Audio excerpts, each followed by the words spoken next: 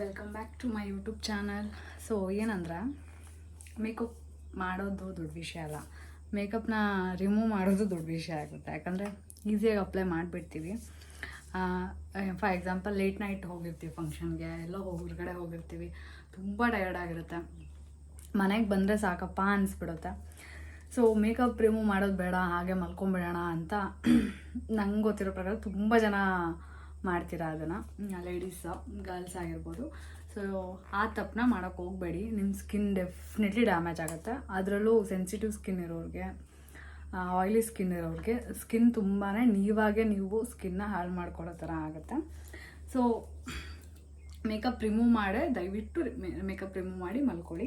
So ಯೂಶ್ವಲಾಗಿ wet ವೈಪ್ಸಲ್ಲಿ makeup remove ಮಾಡ್ತಾರೆ. ಅಂದರೆ ಏನೋ ಫೌಂಡೇಶನ್ ಅಪ್ಲೈ ಮಾಡಿಲ್ಲ, ಜಸ್ಟ್ ಕ್ರೀಮ್ ಮತ್ತು ಇಷ್ಟೇ ಅಪ್ಲೈ ಮಾಡಿದ್ದಾರೆ, ಲೈನರ್ ಹಾಕಿಲ್ಲ ಅಂದವ್ರಿಗೆ ವೈಪ್ಸ್ ಈಸ್ ಗುಡ್.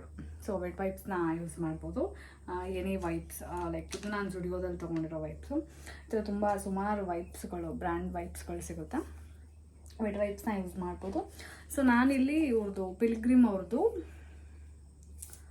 ಕ್ಲೆನ್ಸರ್ ಇದೆ ಆ್ಯಕ್ಚುಲಿ, ವಿತ್ ಮೇಕಪ್ ರಿಮೂವರ್. ಇದು ಕಾಸ್ಟ್ ಅರೌಂಡ್ 325 ರುಪೀಸ್.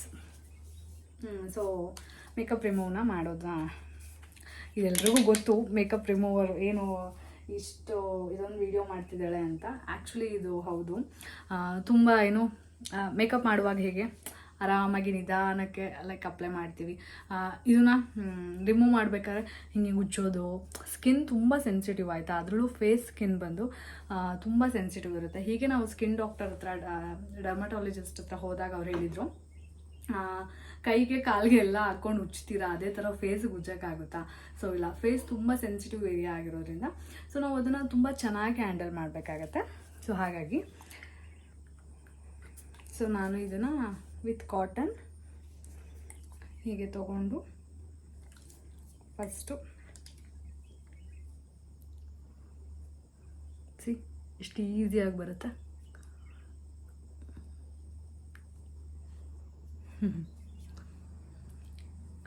ಸೊ ಇದೇ ಥರ ಒಂದು ಸೈಡ್ ಆಯ್ತಲ್ಲ, ಇನ್ನೊಂದು ಫೋಲ್ಡ್ ಮಾಡಿಕೊಂಡು ಲೈನರ್ನ, ಐಸ್ನ ಕ್ಲೋಸ್ ಮಾಡಿಕೊಂಡು ಲೈನರ್ ಕೂಡ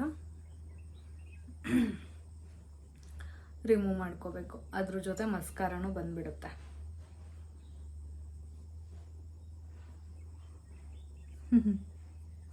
ಈಗ ಕಾಣಿಸ್ತಾ ಇದೆ, ಭಯ ಅನಿಸ್ತಾ ಇದೆಯಾ?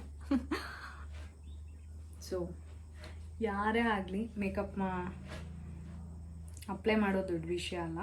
ಹಾಗೆ ಅದನ್ನು ರಿಮೂವ್ ಮಾಡಿ ನಿಮ್ಮ ಸ್ಕಿನ್ನ ಕ್ಲೆನ್ಸ್ ಮಾಡಿ ಮಲ್ಕೋಬೇಕು. ಆಗ ನಿಮ್ಮ ಸ್ಕಿನ್ ಚೆನ್ನಾಗಿರುತ್ತೆ.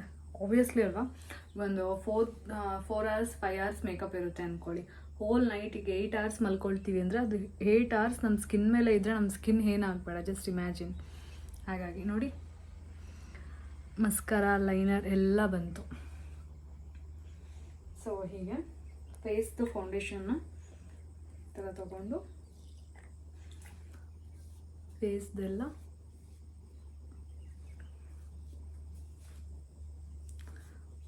ಅಪ್ಲೈ ಮಾಡಿದ್ರೆ ಫೌಂಡೇಶನ್ ಹೀಗೆ ಬರುತ್ತೆ.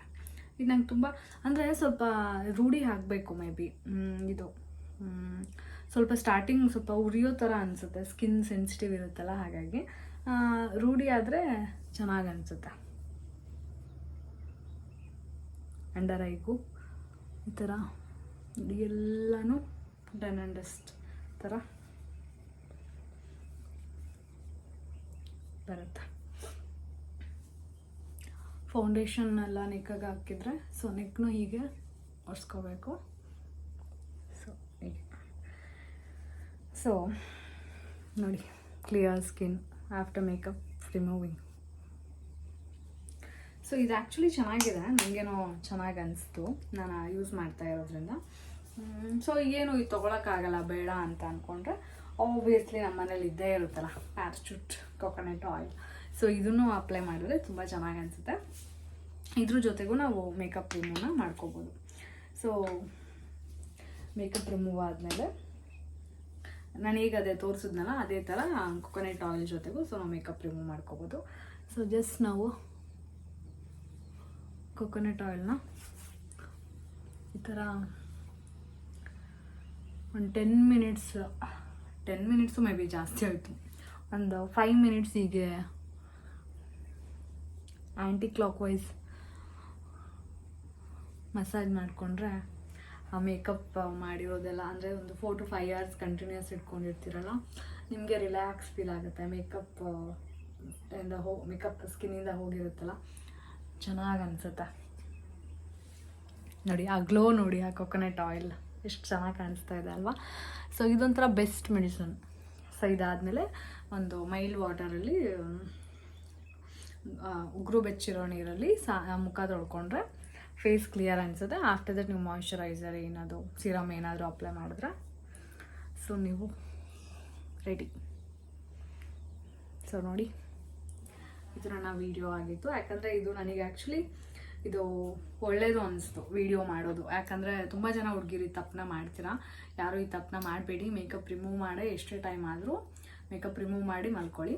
ಆಮೇಲೆ ಮೇಕಪ್ಪೇ ರಿಮೂವ್ ಮಾಡಬೇಕಾ, ಜಸ್ಟ್ ಫೇಸ್ ವಾಶ್ ಮಾಡಿದ್ರೆ ಆಯ್ತಲ್ಲ. ನಾವು ಫೇಸ್ ವಾಶ್ ಮಾಡಿದ್ರೆ ಮೇಕಪ್ ರಿಮೂವ್ ಆಗಲ್ಲ. ಕ್ಲೆನ್ಸರ್ ಅಥವಾ ಈ ಥರ ಕೊಕೊನಟ್ ಆಯಿಲ್ನ ತೊಗೊಂಡು ವಿತ್ ಕಾಟನ್ ಸಹಾಯದಿಂದ ನೀವು ಮೇಕಪ್ ರಿಮೂವ್ ಮಾಡಿ ಆಮೇಲೆ ಫೇಸ್ ವಾಶ್ ಮಾಡಬೇಕು. ಆವಾಗ ನಿಮಗೆ ಬೆನಿಫಿಟ್ ಇರುತ್ತೆ. ಹಾಗಾಗಿ ನೋಡಿ, ಫುಲ್ ಹೋಗಿದೆ ಮೇಕಪ್ ಮಾಡಿದ್ದೀನಿ ಅಂತಲೇ ಗೊತ್ತಾಗಲ್ಲ ನೋಡಿ, ಕ್ಲಿಯರಾಗಿ ಹೋಗಿದೆ. ಸೊ ಹಾಗಾಗಿ ಯಾರು ಡೈರೆಕ್ಟಾಗಿ ಫೇಸ್ ವಾಶ್ ಮಾಡಬೇಡಿ, ಮೇಕಪ್ ರಿಮೂವ್ ಮಾಡಿನೇ ಫೇಸ್ ವಾಶ್ ಮಾಡಿ. Thank you guys. ಹೀಗೆ ನನ್ನ ವೀಡಿಯೋಸ್ನ ನೋಡ್ತಾಯಿರಿ, ಲೈಕ್ ಮಾಡ್ತಾಯಿರಿ, ಶೇರ್ ಮಾಡ್ತಾಯಿರಿ, ಹಾಗೆ ಸಬ್ಸ್ಕ್ರೈಬ್ ಮಾಡಿಲ್ಲ ಅಂದರೆ. Thank you.